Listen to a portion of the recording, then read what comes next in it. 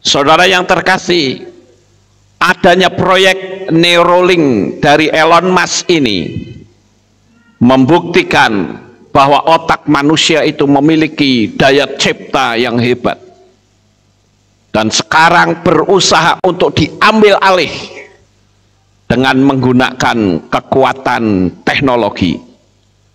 Padahal manusia itu memiliki daya yang sangat luar biasa, tetapi di akhir zaman ini manusia berusaha untuk mengubah seluruh eksistensi manusia bikinannya Tuhan. Dan ini cukup luar biasa, saudara. Jadi melalui Neuralink, saudara ingin punya skill apa? Tinggal memasukkan program di otak saudara, maka saudara akan menjadi seorang expert atau ahlinya. Saudara bisa bayangkan, jikalau ada orang yang tidak pernah sekolah tetapi tiba-tiba dia memiliki kepandaian yang luar biasa. Nah, itu adalah program dari Neuralink. Prosesnya menggunakan pembedahan, saudara-saudara. Diperlukan waktu paling lama cuman 1 jam saja.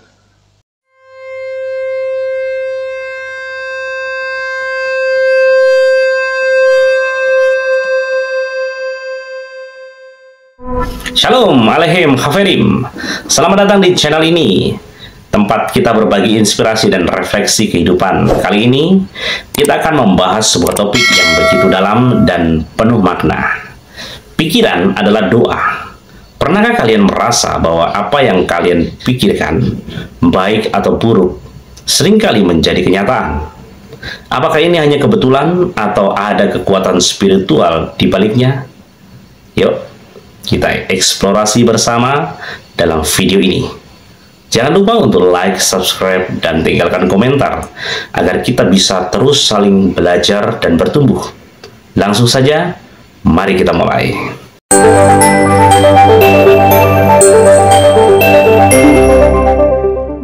Pernyataan pikiran adalah doa menunjukkan konsep bahwa apa yang kita pikirkan dengan intensitas, keyakinan, dan fokus dapat mempengaruhi kehidupan kita, baik secara spiritual maupun praktis. Dalam berbagai tradisi dan filsafat, pikiran dianggap memiliki kekuatan yang besar untuk menciptakan realitas. Berikut adalah beberapa penjelasan yang dapat memperluas gagasan ini. Yang pertama, mengenai hukum tarik-menarik atau law of attraction. Pikiran positif menarik hal-hal positif, sedangkan pikiran negatif dapat menghasilkan pengalaman negatif. Ini mengacu pada keyakinan bahwa energi pikiran kita mempengaruhi pengalaman hidup. Dan yang kedua, keyakinan spiritual. Dalam banyak agama, pikiran dianggap sebagai bentuk komunikasi dengan Tuhan atau alam semesta. Ketika seseorang memikirkan sesuatu dengan khusyuk, ini dapat dianggap sebagai doa tanpa kata yang menyampaikan keinginan hati kepada Tuhan. Dan yang ketiga, psikologi dan mindset. Dalam psikologi, apa yang kita pikirkan seringkali mempengaruhi tindakan kita. Pikiran yang penuh keyakinan, optimisme, dan rasa syukur mendorong kita untuk bertindak secara positif, yang akhirnya membawa hasil baik dalam hidup kita. Yang keempat, intensi sebagai energi. Pikiran dipandang sebagai energi. Saat kita fokus pada sesuatu dengan niat yang tulus, energi tersebut mempengaruhi lingkungan sekitar kita, baik secara sadar maupun tidak sadar. Dan yang kelima, kehati-hatian dalam berpikir. Jika pikiran adalah doa, maka kita harus berhati-hati dengan apa yang kita pikirkan. Pikiran yang dipenuhi dengan kebencian atau rasa iri, misalnya, dapat mempengaruhi kehidupan kita sendiri secara negatif. Jadi, penting untuk menjaga pikiran tetap positif, bersih, dan penuh harapan. Seperti doa, pikiran yang penuh cinta, kedamaian, dan keyakinan dapat membawa perubahan besar dalam kehidupan kita dan orang-orang di sekitar kita. Tetap di sini, simak pengajaran berikut ini. Shalom Aleichem. Bapak Yahweh memberkati Bapak Ibu Saudara sekalian.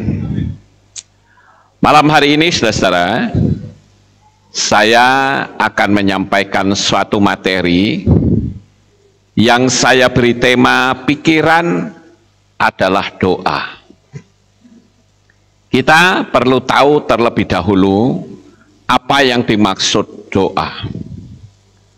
Doa itu adalah suatu permohonan yang ditujukan kepada Tuhan atau Bapa Yahweh.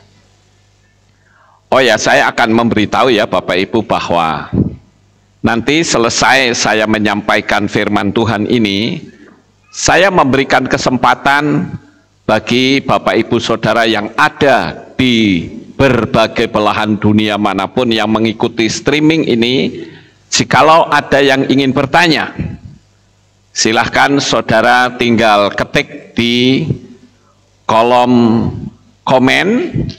Nanti saya akan menjawab seberapa yang bisa saya jawab. Jadi selesai ini, saudara boleh bertanya. Baik, Bapak Ibu, saya akan kembali ulangi bahwa doa itu adalah sebuah permohonan yang ditujukan kepada Tuhan. Tentu saja yang namanya doa itu pasti berisi suatu materi yang ingin apa yang menjadi keinginan kita bisa terwujud. Itulah doa, saudara-saudara. Dan tentu saja apa yang kita inginkan itu bergetar di dunia alam supranatural atau di alam roh, di alam yang tidak nampak. Karena saya sudah memberitahu bahwa tiap-tiap kita manusia itu memiliki energi, memiliki frekuensi, memiliki getaran. Jadi pikiran kita itu memancarkan getaran sehingga bisa kontak dengan Tuhan. Ketika kita berdoa meminta sesuatu dari Tuhan, pasti apa yang kita minta itu sudah kita pikirkan. Misalnya saja, saya ingin supaya saya memiliki kehidupan yang sejahtera. Itu sudah ada di pikiran. Saya ingin supaya tahun ini saya bisa diwisuda. Itu juga semua ada di pikiran. Saya ingin tahun ini saya tidak lagi kontrak rumah tetapi memiliki sendiri. Itu juga semua ada di pikiran. Jadi Bapak Ibu, saya boleh katakan bahwa otak kita, otak saudara semua itu adalah merupakan suatu tool atau perlengkapan yang sangat powerful. Kenapa sampai kita melihat atau mendengar ada seorang yang sangat kaya raya, yang punya keinginan yang sampai sekarang sedang terus digemakan di mana-mana, yaitu orang ini bernama Elon Musk yang ingin menanamkan chip di otak manusia. Apa sih tujuan utama dari Elon Musk berusaha mati-matian untuk menanamkan chip ke otak manusia dengan suatu proyek yang cukup terkenal yang disebut Neuralink? Saudara yang terkasih, Neuralink adalah merupakan chip yang nantinya akan diimplankan, dimasukkan ke dalam otak manusia, sehingga manusia itu tidak lagi menjadi manusia yang bodoh. Saudara tidak perlu sekolah, nggak perlu belajar bahasa Inggris, saudara akan menjadi orang yang pandai berbicara bahasa Inggris secara fasih. Begitu juga dengan saudara pingin belajar bahasa Cina, saudara pun bisa berbicara dengan fasih. Tinggal program apa yang akan didownload dan dimasukkan ke dalam otak. Saudara yang terkasih, adanya proyek Neuralink dari Elon Musk ini membuktikan bahwa otak manusia itu memiliki daya cipta yang hebat, dan sekarang berusaha untuk diambil alih dengan menggunakan kekuatan teknologi. Padahal manusia itu memiliki daya yang sangat luar biasa, tetapi di akhir zaman ini manusia berusaha untuk mengubah seluruh eksistensi manusia bikinannya Tuhan. Dan ini cukup luar biasa, saudara. Jadi melalui Neuralink, saudara ingin punya skill apa? Tinggal memasukkan program di otak saudara, maka saudara akan menjadi seorang expert atau ahlinya.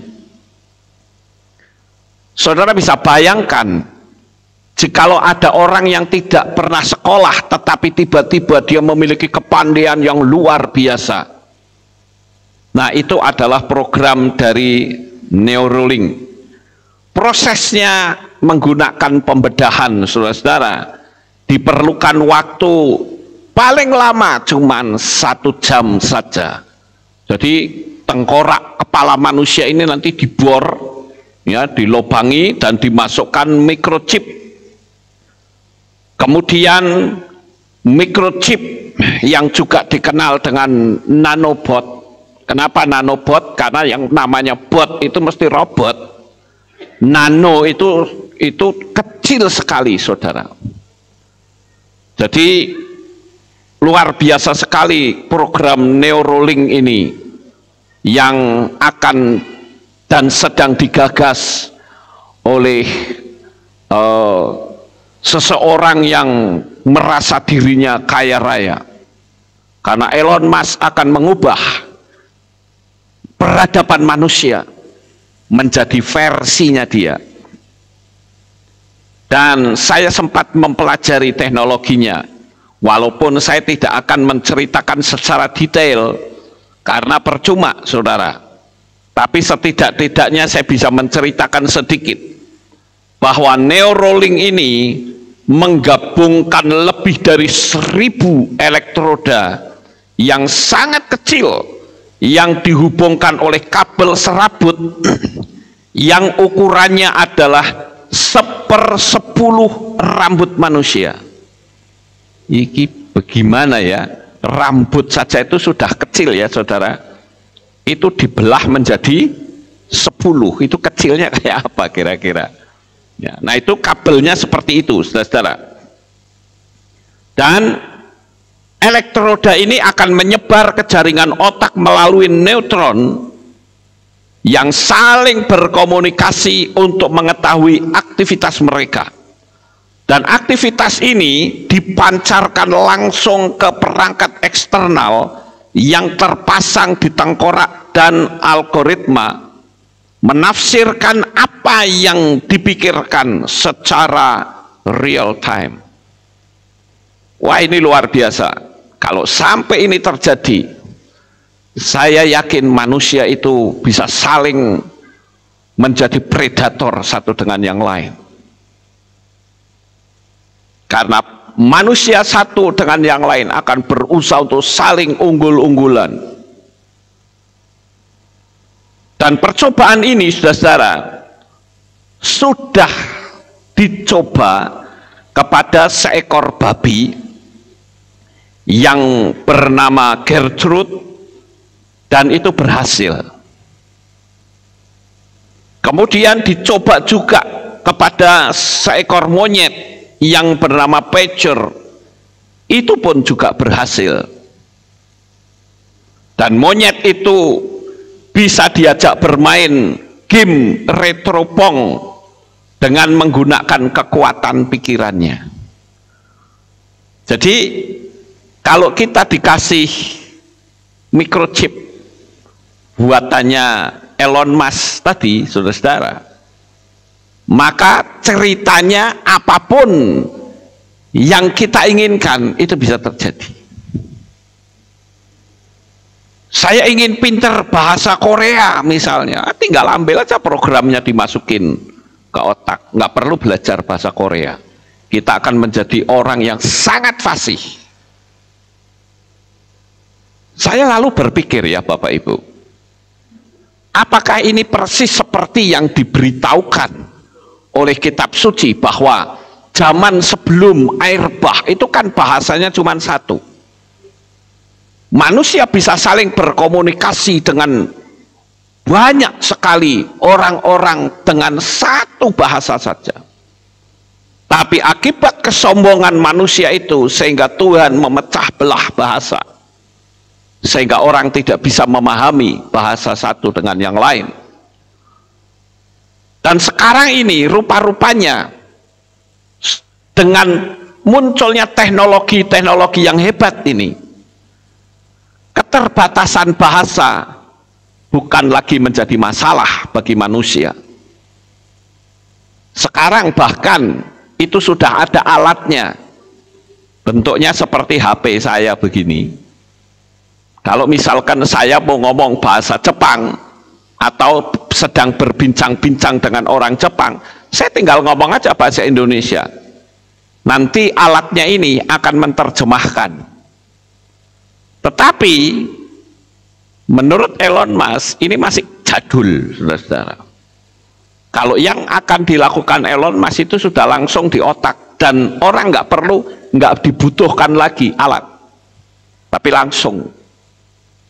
Menurut saudara hebat nggak itu? Hebat, saudara, luar biasa. Ya. Dan itu bukan cuma berbicara masalah bahasa, tetapi skill, kepandaian manusia itu bisa meningkat luar biasa. Pokoknya tergantung programnya. Artinya apa? Adu pinter program.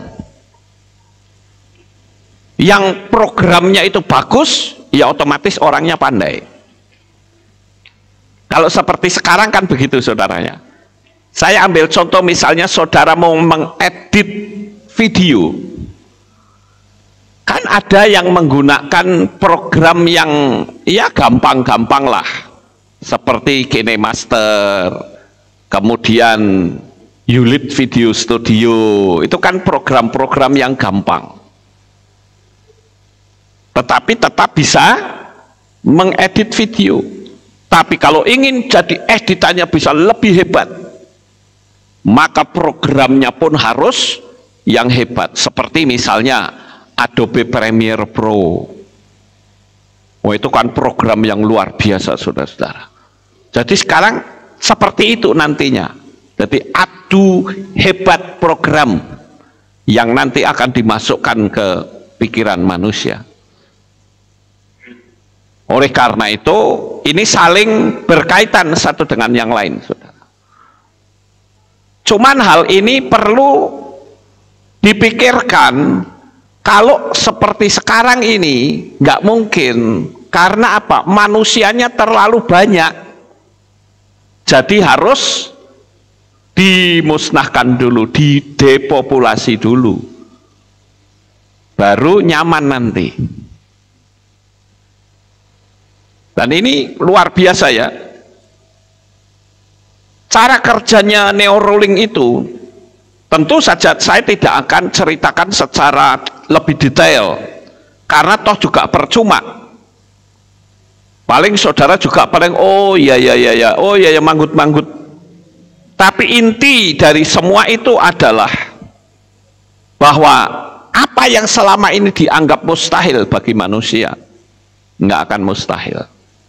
Karena Elon Musk juga berpikir dengan kita memiliki Neuralink di otak nggak akan ada lagi orang stres. Karena mereka berpikir bagaimana akan stres, saya punya kepandaian hebat kok. Wah, itu dahsyat loh saudara. Benar, kalau ini sampai terjadi, wah, warna dunia ini jadi beda. Tapi saya juga berpikir, apakah semua orang itu akan berperilaku baik? Tentu tidak. Nah, kalau sampai yang menerima program Neuralink ini adalah orangnya itu mentalnya jahat, wah, bisa jadi saling menjadi predator satu dengan yang lain, saudara-saudara. Saya juga melihat di teks bahasa Ibrani kata brain, ya, itu bahasa Ibrani adalah mocha, dan di sana ditulis mocha is an amazing tool, ya, sebuah alat yang luar biasa ajaib. Kenapa begitu banyak orang yang tidak bisa mempergunakan daya pikirnya? Karena kalau saya perhatikan adalah orang-orang itu terlalu banyak berpikir negatif. Itu sebabnya dahsyatnya pikiran itu, karena itulah ciptaan dari Bapa Yahweh. Tapi ya setan itu tidak suka ya Bapak Ibu, sehingga ya kalau Bapak juga bisa menciptakan, saya juga bisa, kan begitu, bikin saingannya saudara-saudara. Walaupun kalau saya perhatikan programnya Elon Musk ini sangat berbeda sekali dengan program yang sekarang sedang berjalan, tapi kelak akan saling keterkaitan, tapi nanti bukan sekarang. Nah, oleh karena itu kita sebagai anak-anak Bapa Yahweh menyadari bagaimana hebatnya daya pikir manusia, sampai-sampai Tuhan atau Bapa Yahweh itu sangat memperhatikan apa yang ada di pikiran manusia. Kalau pikiran manusia itu isinya buruk, Bapa Yahweh itu tahu. Kalau manusia itu pikirannya bagus, Bapa Yahweh juga tahu. Kalau kita baca dalam kitab Bereshit 6 ayat 5 atau kitab Kejadian, coba Bapak Ibu baca, kita lihat yang bawa kitab suci ya. Kejadian 6 atau Bereshit 6 ayat 5. Dan Yahweh melihat bahwa kejahatan manusia demikian besar di bumi, dan setiap angan-angan pikiran hatinya semata-mata jahat sepanjang hari. Nah, ini yang bikin Tuhan itu murka, saudara. Maka saya mengatakan ya, memang saya katakan bahwa program Elon Musk itu kalau dipikir-pikir mengenakkan manusia, betul. Bayangkan saja manusia yang bodoh bisa jadi pinter. Orang yang tidak pandai bahasa apapun dia bisa pandai bahasa apapun secara fasih. Tetapi kalau ketemu sama orang yang pikiran dan hatinya itu jahat, maka tadi saya katakan manusia akan menjadi predator. Nah, sekarang kita balik saudara. Oke, kita lupakan apa yang menjadi angan-angannya Elon Musk.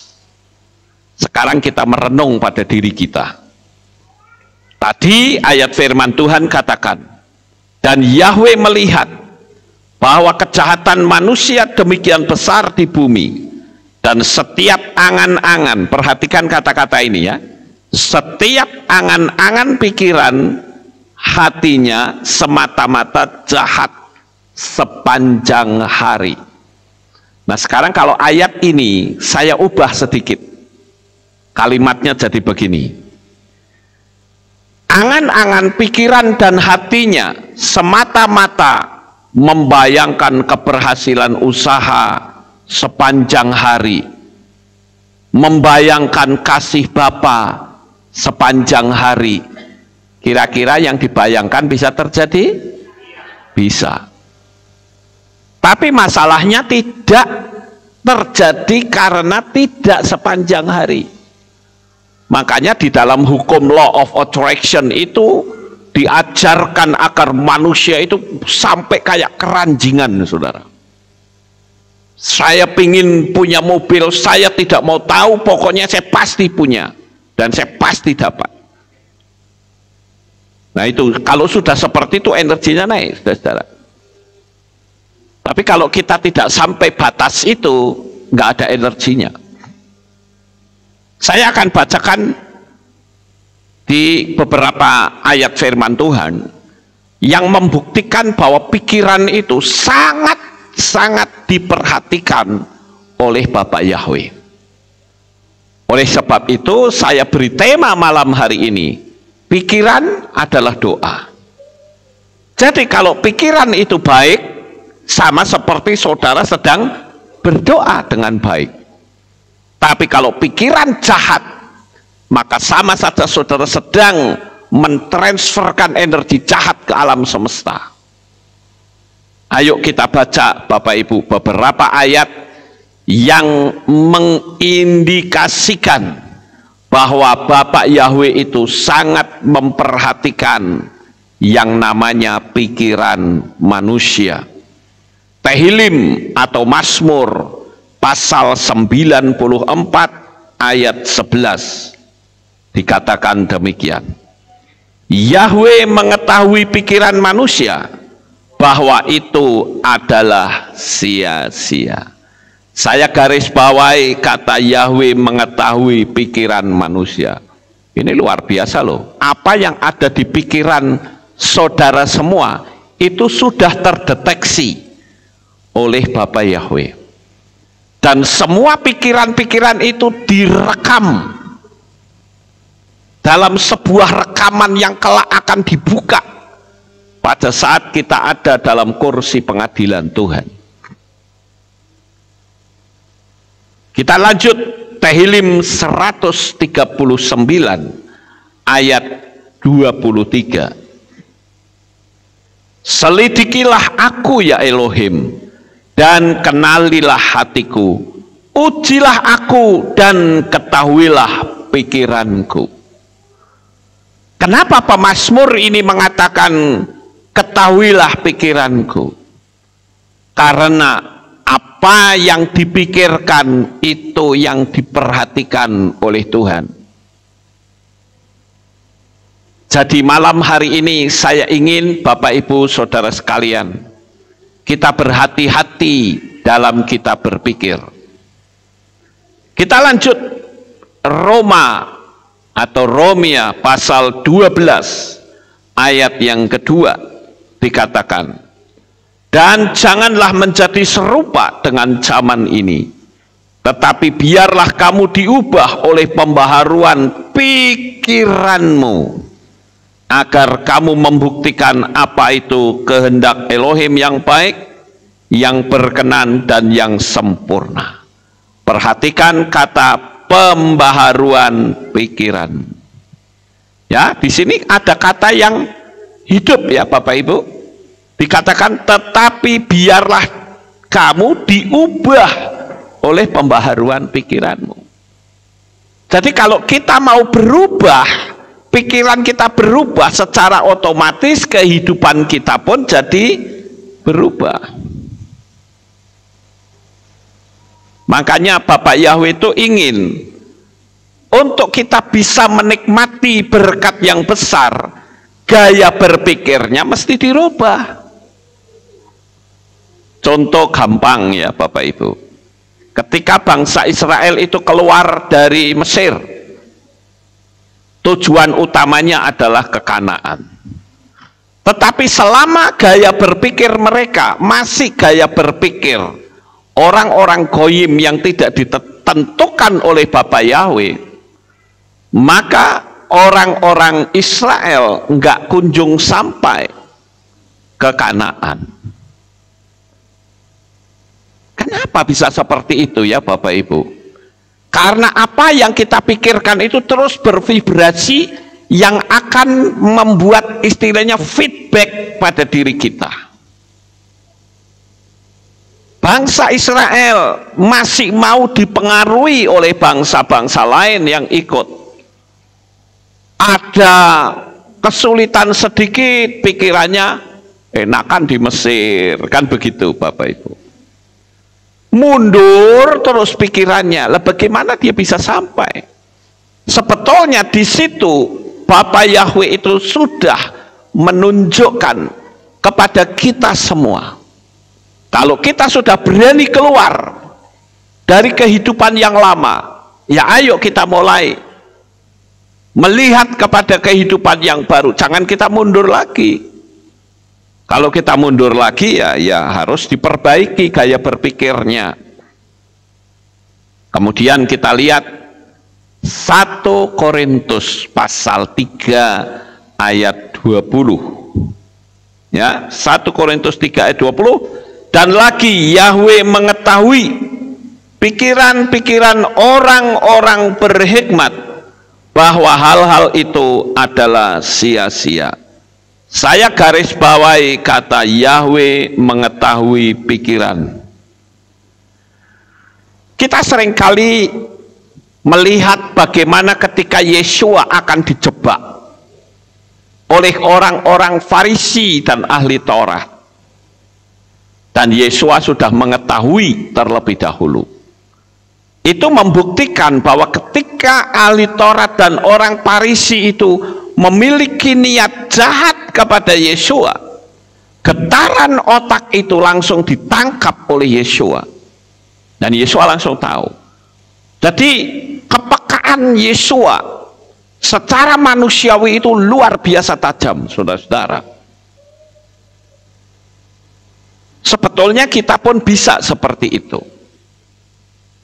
Kadangkala ketika kita kumpul-kumpul, kita merasakan ada energi yang tidak baik yang ada di sekitar kita. Sebetulnya kita tahu. Kadangkala kita tidak menyadari karena kita mungkin kurang peka. Tapi kalau kita peka, kita akan tahu bahwa sebetulnya begitu banyak orang-orang yang nampaknya baik, tetapi sebetulnya dia memancarkan energi yang buruk. Saudaraku yang terkasih, kalau saudara paham akan hal ini, maka tidak perlu saudara mengalami hal-hal sampai stres karena ditinggal pacar. Nggak perlu, karena dengan pikiran sebetulnya pacar itu bisa ditarik kembali. Saudara merasa kecewa karena jualannya nggak laku. Sebetulnya dengan kekuatan pikiran, jualan saudara bisa menjadi laku. Ketika saudara rumahnya kontrak terus, saudara pingin punya rumah sendiri. Sebetulnya saudara bisa menciptakan rumah sendiri melalui kekuatan pikiran. Dan banyak orang yang berpikir atau berpendapat bahwa ajaran ini ajaran sesat. Ya, saya cuma memaklumi karena orang itu tidak paham bahwa manusia itu dijadikan Tuhan, itu dikasih perlengkapan yang hebat. Karena apa Bapak Ibu? Karena Bapak Yahweh itu tahu ketika manusia dijadikan dari debu tanah, dia ngerti betul bahwa bumi ini sudah ada penghuninya, yaitulah rombongan dari kelompoknya Lucifer. Semyasa belum jatuh pada waktu itu ya, tapi Lucifer jatuh duluan. Jadi penguasa di bumi ini itu sudah ada, penguasa dunia yang tidak nampak, dan Tuhan menjadikan manusia di tempat di mana musuhnya itu ada. Makanya Bapa Yahweh itu memberikan perlengkapan di dalam hidup manusia. Cuman sayang sekali perlengkapan itu belum sempat dipakai, manusia sudah dijatuhkan, dan kekuasaan yang ada pada diri manusia itu direbut kembali oleh setan. Manusia tidak lagi berdaya. Itu sebabnya Yeshua HaMashiach turun ke dunia ini, yang tidak lain adalah perwujudan dari Bapa Yahweh sendiri. Kali ini dia memberikan kuasa tidak sembarangan orang, tapi orang-orang yang mengasihinya diberikan kuasa untuk bisa mengalahkan dunia ini. Dan saya perlu jelaskan dan kasih tahu kepada saudara sekalian, baik yang ada di Kehilat ini maupun Bapak Ibu yang ada di rumah, sebetulnya perlengkapan itu sudah saudara miliki. Pergunakan itu, karena pikiran itulah energi yang bisa membuat menembus dunia alam roh hingga sampai ke tahta Bapa. Makanya Bapa Yahweh jadi marah luar biasa ketika dia melihat bahwa ternyata pikiran manusia itu hari-harinya diwarnai dengan kejahatan, dan memandang perlu untuk bumi ini diriset, saudara. Diriset dengan menggunakan air bah. Kita sekarang sedang banyak berbicara tentang riset yang akan terjadi. Entah kapan, kita tunggu saja. Makanya saya perlu memberitahu kepada Bapak Ibu Saudara yang ada di berbagai belahan dunia manapun, yang sangat kami kasihi. Kalau nanti tiba saatnya, kami tidak bisa lagi memberikan streaming seperti malam ini. Semua internet mati dan akan diubah menjadi settingan yang baru. Saya hanya bisa menghimbau, setialah kepada Bapa Yahweh, dan kita akan kembali berjumpa di Samayim. Saya tidak bisa lagi memberikan masukan-masukan, tidak bisa lagi memberikan semangat untuk saudara, karena jikalau terjadi riset yang hanya bisa memakai internet adalah orang-orang yang menerima tanda bilangan binatang itu. Dan saya katakan saudara harus bisa membangun dirinya sendiri. Waktu-waktu sekarang ini adalah waktu yang sangat mendekati kedatangan Tuhan. Nah, Bapak Ibu yang terkasih, kenapa begitu banyak orang yang energi berpikirnya itu tidak bisa nyampe?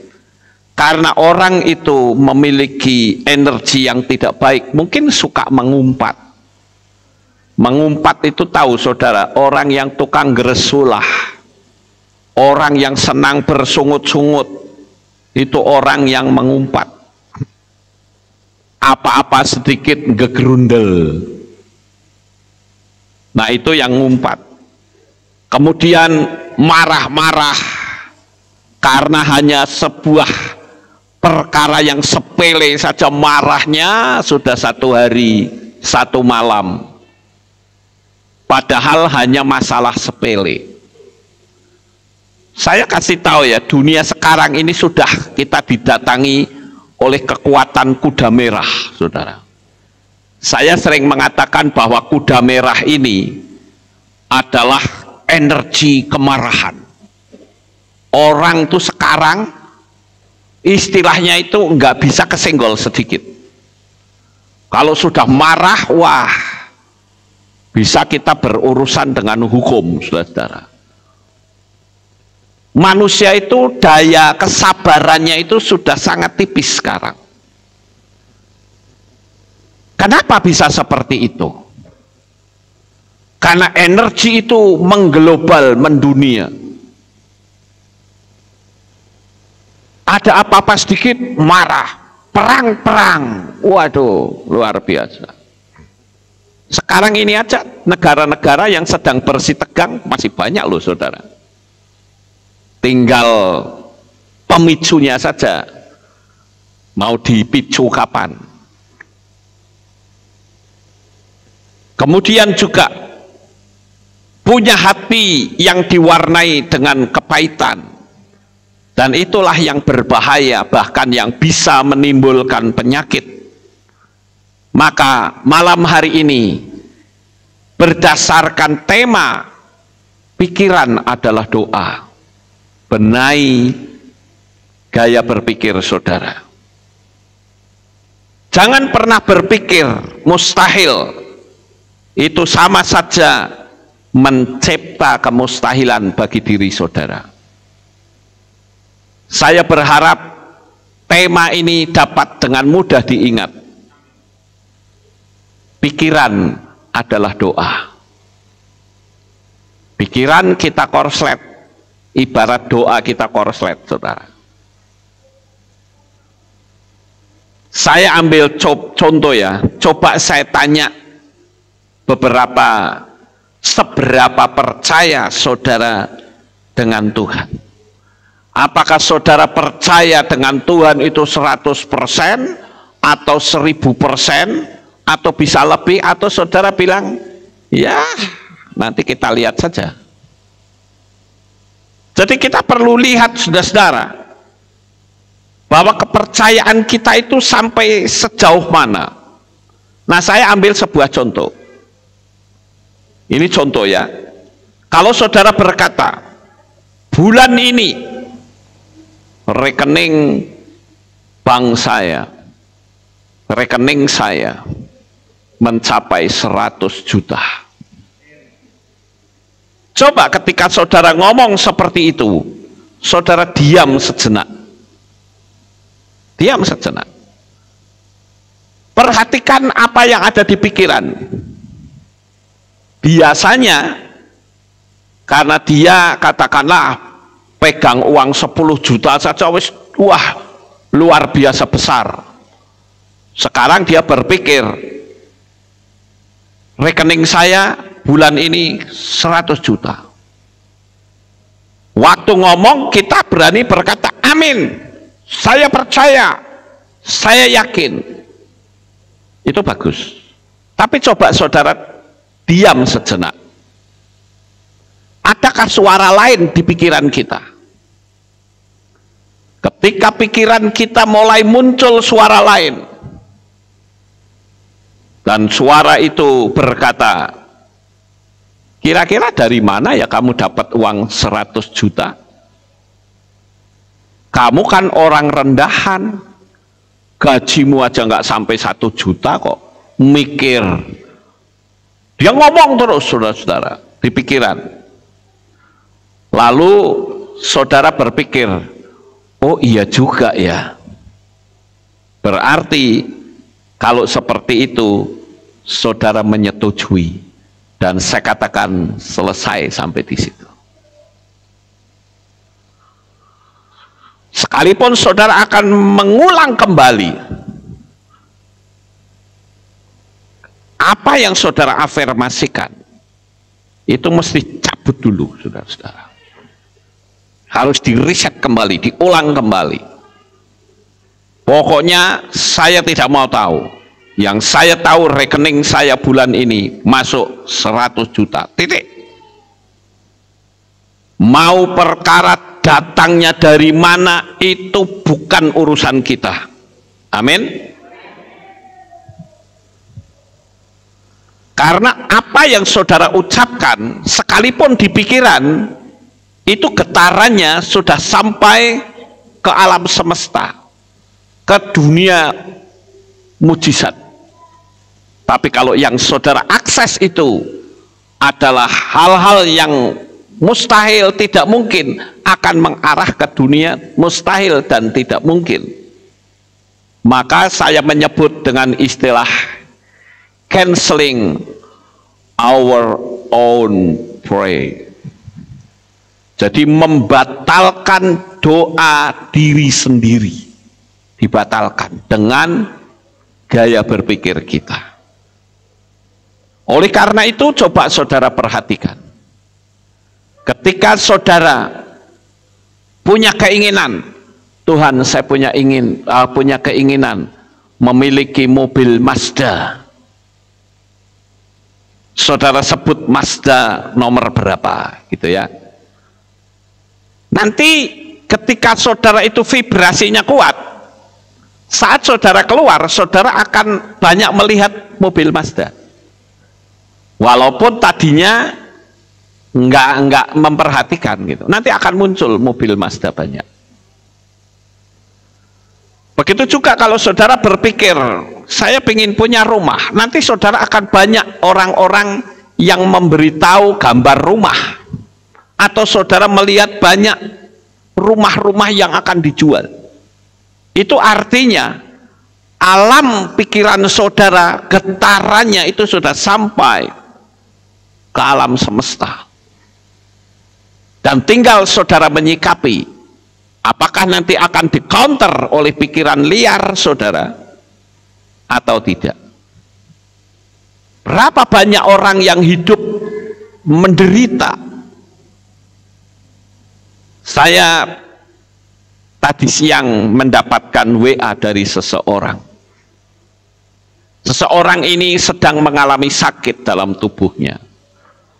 Lalu setelah terjadi dialog, dia mengatakan, Pak, saya ingin hidup di luar negeri. Saya tanya alasannya apa? Alasannya saya di Indonesia itu sial. Oh ya? Kok bisa Anda bilang begitu? Iya.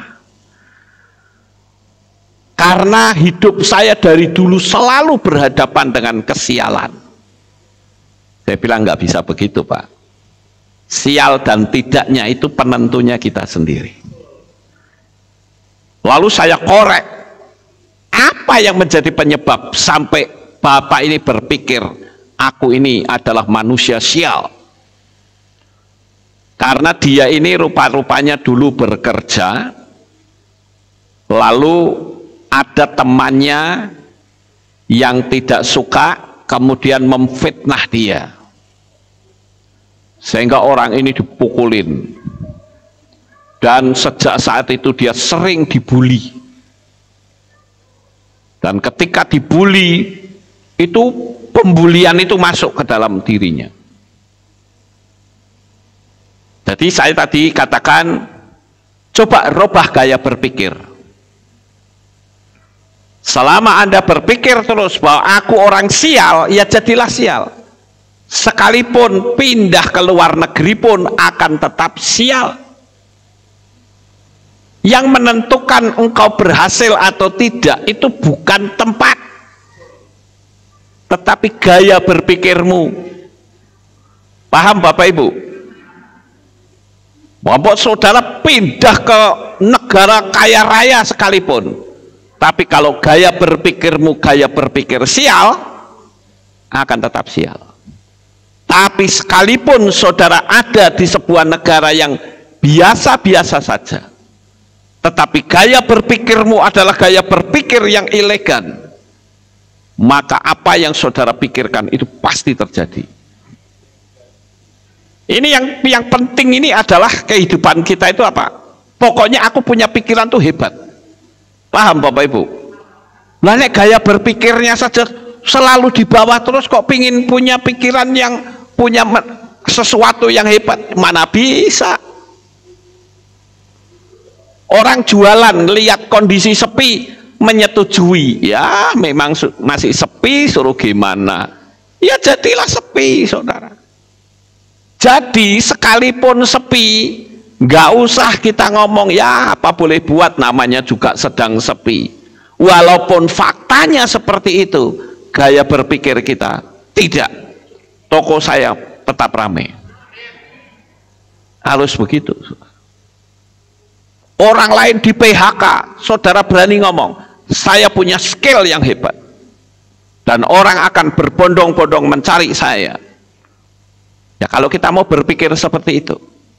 Tapi kalau kita mau berpikir ya memang kondisinya sudah seperti ini, ya sudahlah, kita nyerah saja. Ya alam semesta pun akan berkata ya harus begitu.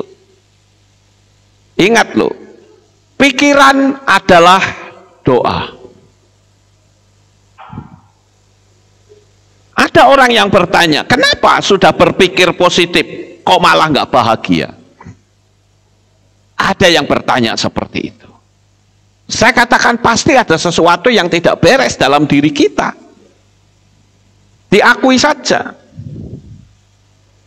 Nah biasanya yang tidak beres itu adalah mengcounter gaya berpikir kita. Makanya saya katakan otak manusia itu ada dua suara di situ.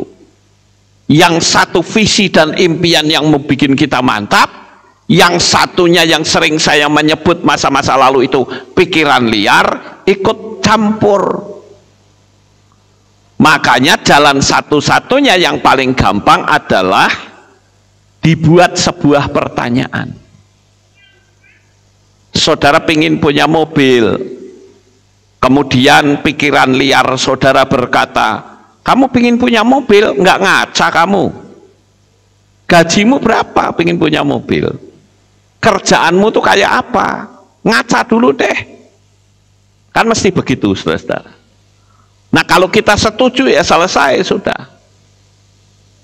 Makanya ketika pikiran liar itu berkecamuk, maka untuk mengcounternya saya punya trik, saudara.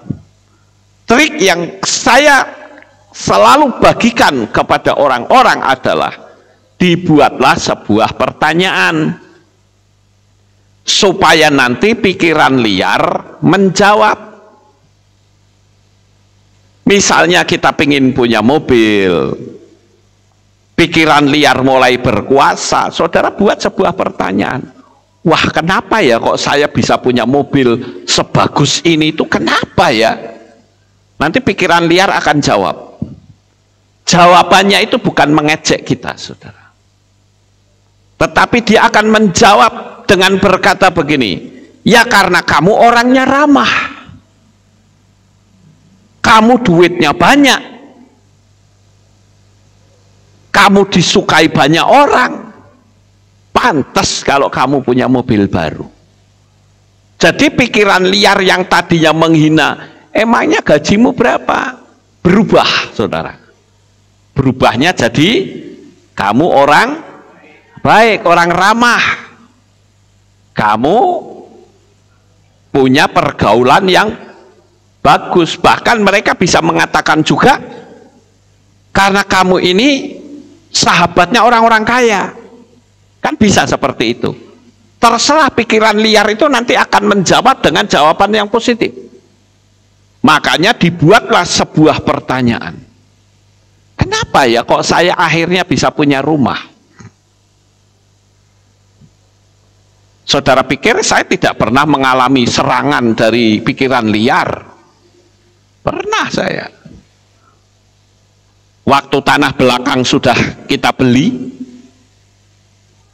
saya waktu itu sempat mumet juga, saudara. Saya berpikir, aduh, lah ini nek mau dibangun saya pindah kemana ini ya?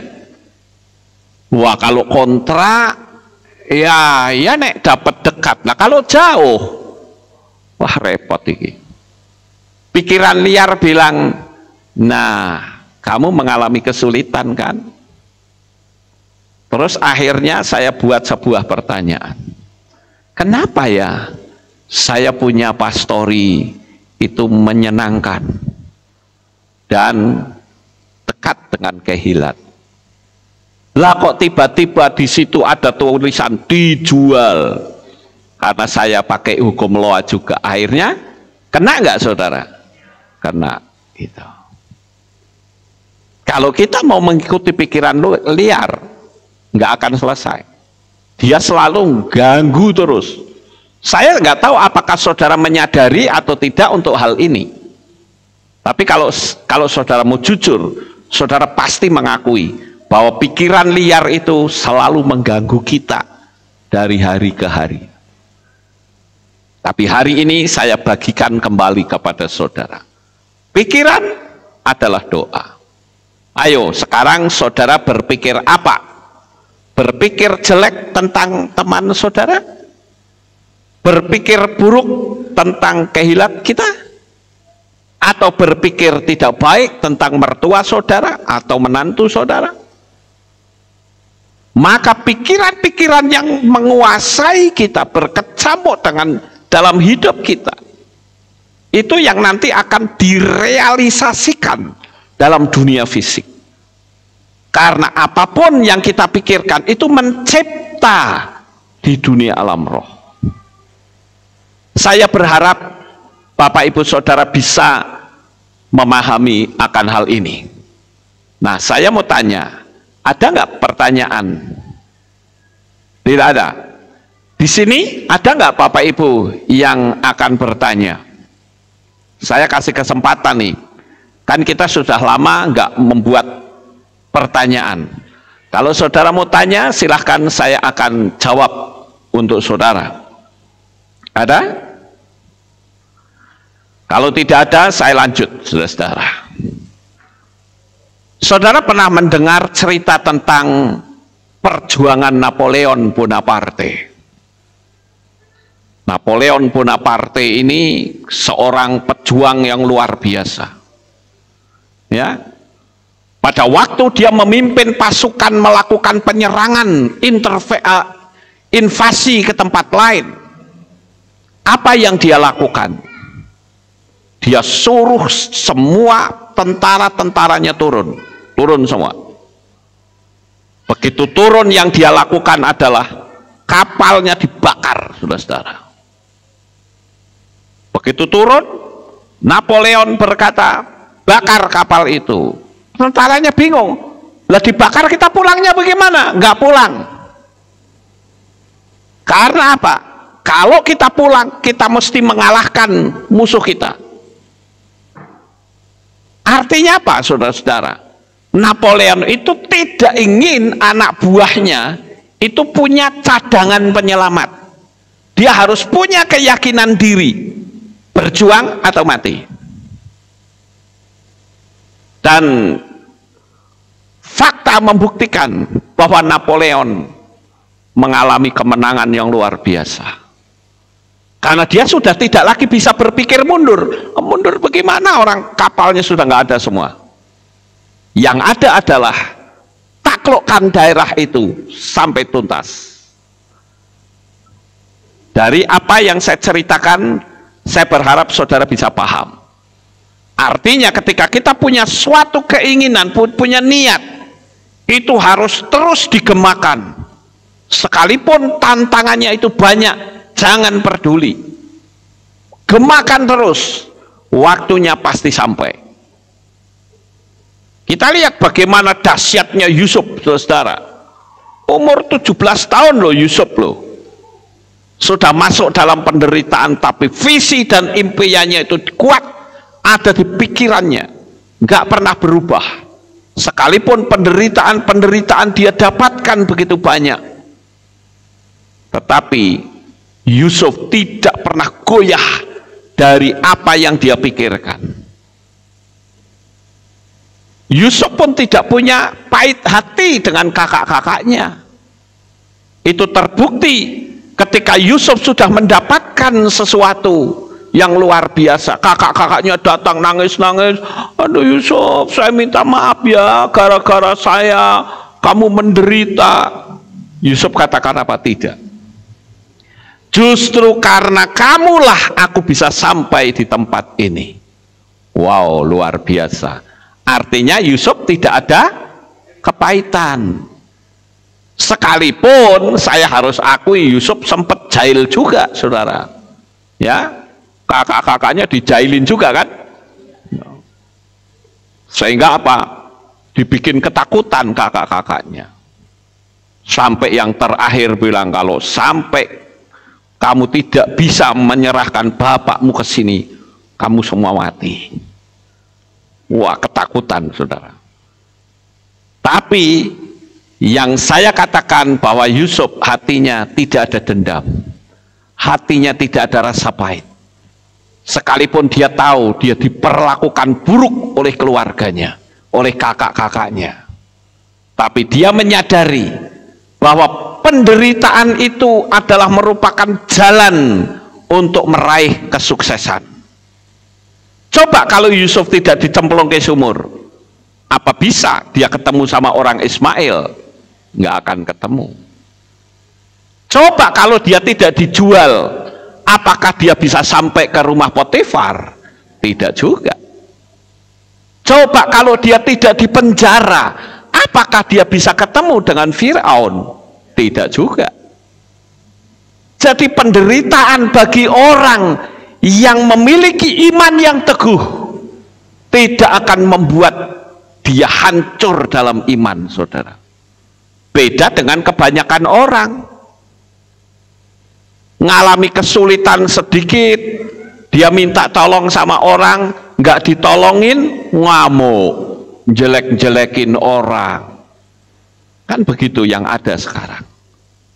Tapi kita perlu belajar seperti Yusuf, saudara. Vibrasi pikirannya itu saya katakan dahsyat sekali. Sampai dia menafsirkan mimpi Firaun. Sampai disebut dengan sebutan Safnat Paneah atau penafsir rahasia. Bayangkan sesuatu yang rahasia kok bisa diketahui. Itu kalau bukan hikmat dari Bapa Yahweh nggak bisa, saudara.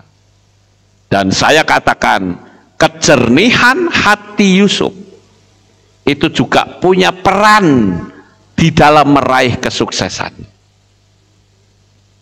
Jadi kita perlu belajar sebagai manusia itu, saya menyebut dengan istilah easy going, saudara. Orang mau ngomong begini-begini, udahlah biarin aja. Ya, dia punya hak untuk bicara. Tapi kita juga punya hak untuk diam. Kan begitu Bapak Ibu, betul nggak? Ada orang yang bilang bikin status, ya bukan status tapi bikin video, judulnya apa? Lukas Sutrisno takut berdebat katanya. Ada itu, ya Lukas Sutrisno takut berdebat. Saya nggak takut, gelut wani kok. Ngapain mesti takut, saudara?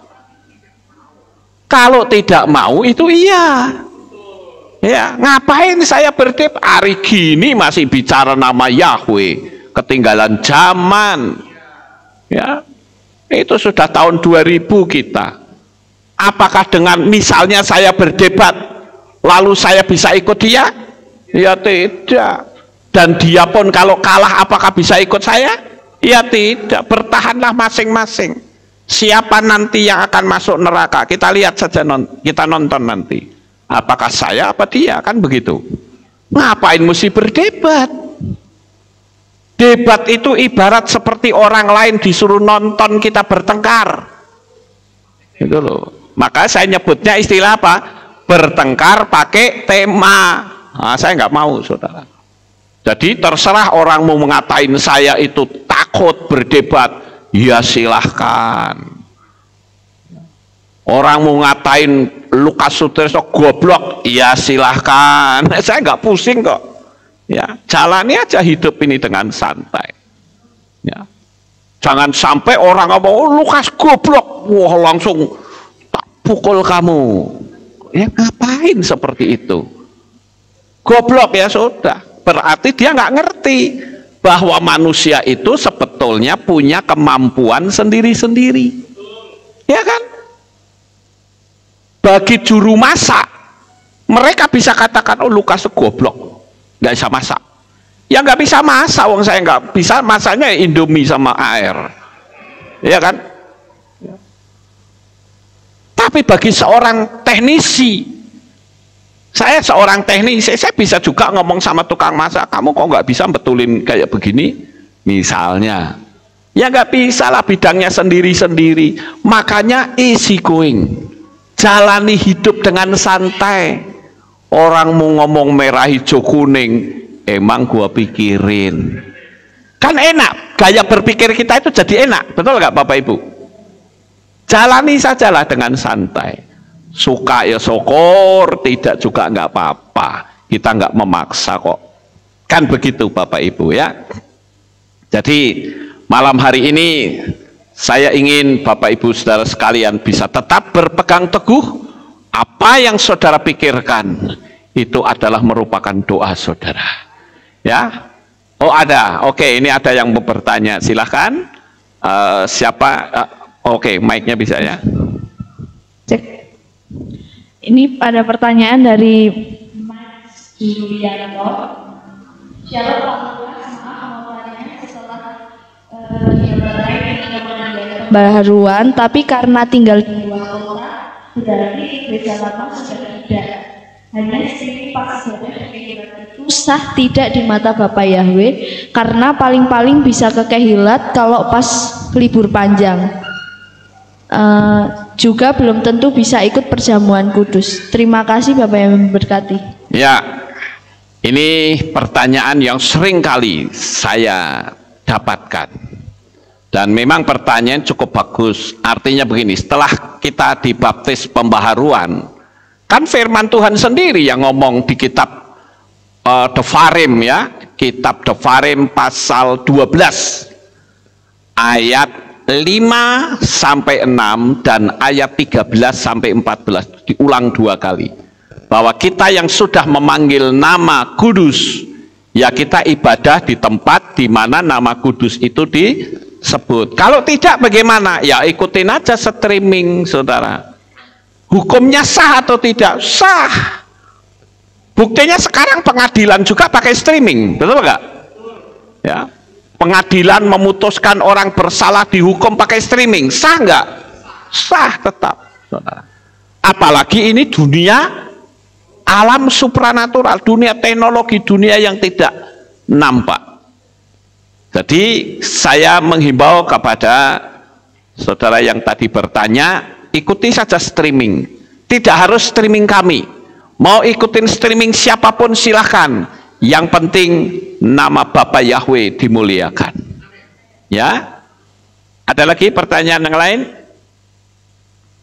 Ada. Cuman satu. Ada. Oh, ada lagi. Satu lagi. Ini dari Pak Paulus. Shalom luar biasa sampaikan Bapak. Saya bergetar tidak lagi bisa tidak bisa lagi mengikuti streaming, tapi Pak videonya masih dibuka, bisa enggak dibuka. Jadi kalau misalnya udah nggak bisa streaming lagi, apakah video yang lama masih bisa diakses gitu, Bi? Bisa dan masih boleh. Ya, jadi misalnya, saya pingin ikut streaming yang lama, ya nggak apa-apa, putar lagi aja. Bahkan tiap hari kita mau lakukan itu pun nggak apa-apa, gitu loh. Ya, jadi kalau mau dibuka, buka nggak apa-apa, gitu. Apalagi di kehilat kita ini videonya ada 1.300 video, saudara. Cukup banyak. Tema apapun ada di situ. Kalau tidak ada, saya akan buatkan sebuah materi supaya tema semua tertutup, ada semua. Jadi jawaban saya bisa dibuka. Sudah. Oke, baik Bapak Ibu, karena tidak ada yang bertanya lagi, saya ucapkan terima kasih untuk Bapak-bapak yang bertanya tadi. Ya, saya percaya dan doa saya Bapak Yahweh memberkati saudara sekalian, sekalipun ada di berbagai tempat. Sukses besar untuk saudara. Bapak Yahweh memberkati. Terima kasih sudah menonton. Teman-teman, semoga pembahasan tentang pikiran adalah doa ini bisa memberi inspirasi dan pencerahan dalam hidup kalian. Ingat, apa yang kita pikirkan bisa menjadi kenyataan Jadi pastikan untuk selalu berpikir positif dan penuh harapan.